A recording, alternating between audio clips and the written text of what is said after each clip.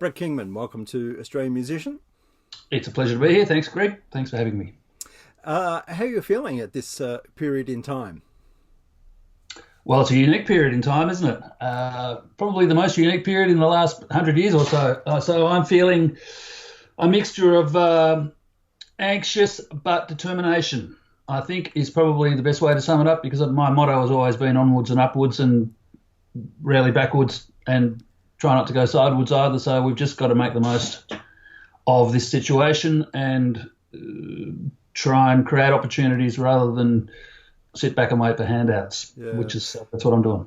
What about your muso mates? What kind of fears are they expressing? Despair, not knowing what to do, all sorts. Probably to a degree anger, but angry at what, I don't know, because we're talking about a disease, not a government-made thing that we know of. So I would imagine that there is a lot of real anxiety out there, because now most of them, and I may well have to too, line up at Centrelink for the dreaded handout. Yeah. So what were you doing before you were rudely interrupted? What projects were you involved with? I was, many projects.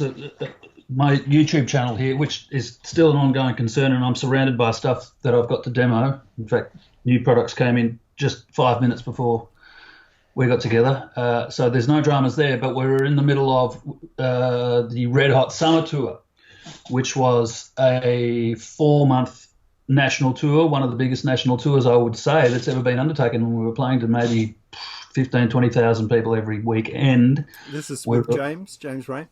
I was playing guitar for James Reyne, yep, and there was 6 other bands on the bill as well, all very well known and all friends, and we had to cut it short by some 8 weeks, which left dozens and dozens of crew unemployed instantaneously, and all of the musicians as well, unless they had other interests and things to do, and I'm not sure that too many of them do, to be honest. Yeah, you are fortunate to have your very successful YouTube channel, which you've built up with hard work.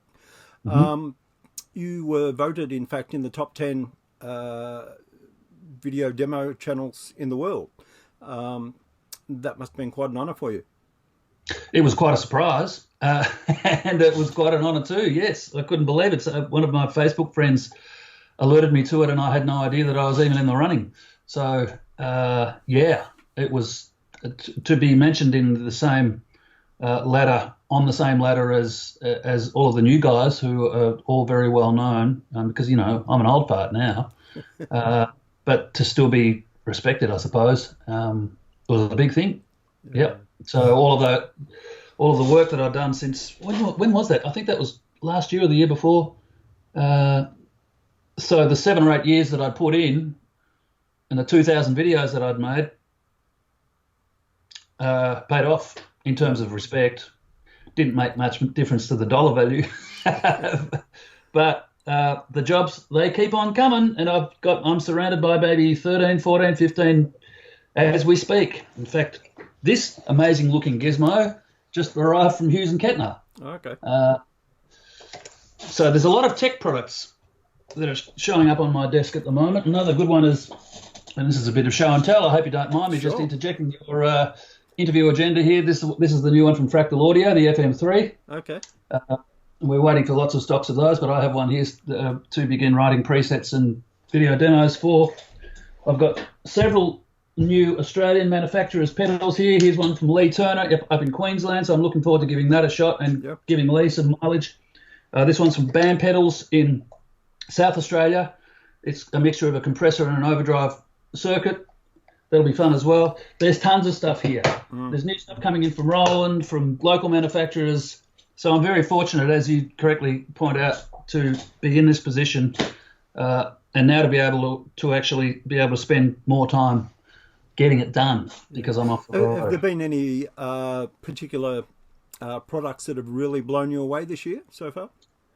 Well, this little Fractal Audio FM3 is basically an XFX3 or half of an XFX3 in a box with incredibly versatile foot switcher. So yes, this has the Roland Katana Mark II. Their new little amp is incredible value for money. All of the Ernie Ball model guitars, or the ones that I've tried, have been amazing. The Harmony guitar, the reinvention of Harmony guitars, I've got one of their silhouettes over there in the corner, and it looks so retro and kind of cool. You would never think before you pick it up that the quality is there. So I believe they can't produce enough of those at the moment. In fact, John and Rick Brewster have both been using them exclusively on the road with the Angels and love them. Yeah, there's quite a few cool things that are on the market for musicians. It's a good time to be a musician, except that you can't gig, of course, but equipment-wise, probably never been a better time. Yeah. Sadly, we've had to postpone our Melbourne Guitar Show. We have some dates in October, but only time will tell if that actually happens or not this year. Yeah. When you think of the Melbourne Guitar Show, what memories come to mind? Good memories, lots of noise and hustle and bustle, but that's like any other, trade show. I don't know, you've been to most of the big ones. It's a great time to catch up with a lot of musician friends who you would not normally see, except, crossing paths in airline lounges and that sort of stuff, or on some of the bigger outdoor events. It's a great time for local manufacturers to flog and exhibit whatever they're up to lately. It's just a lot of fun, I think. There's a lot of smiles, a few beers to be had, lots of laughs.